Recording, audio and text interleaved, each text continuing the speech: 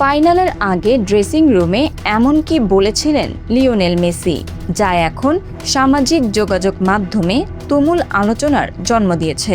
কেন তিনি সতীর্থদের বলেছিলেন সবকিছু ভুলে যাও, এই একটি বাক্য নিয়েই চলছে নানা জল্পনা।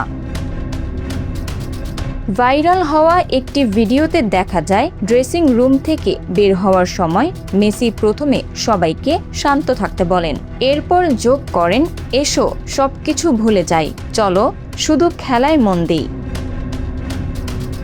এখানে শুরু হয়েছে প্রশ্ন, ঠিক কী ভুলে যেতে বলেছিলেন আর্জেন্টিনা অধিনায়ক?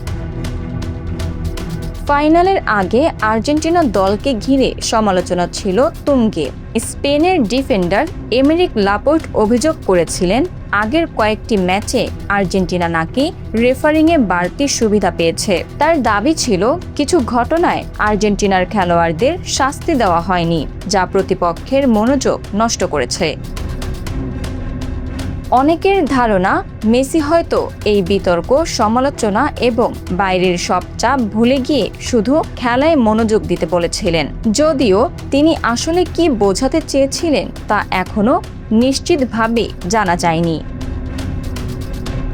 শেষ পর্যন্ত নিউ জার্সির ফাইনালে স্পেনের কাছে 1-0 গোলে হেরে যায় আর্জেন্টিনা। 16 বছর পর বিশ্বকাপ জেতে স্পেন। ম্যাচে বড় কোনো রেফারিং বিতর্ক না থাকলেও শেষ বাঁশির পর দুই দলের খেলোয়াড় ও কোচিং স্টাফের মধ্যে উত্তেজনা ছড়িয়ে পড়ে। সেই ঘটনার তদন্ত শুরু করেছে FIFA.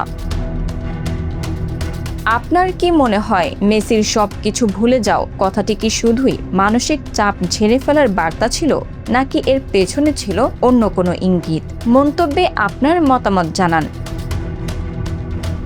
Bangla affairs news desk.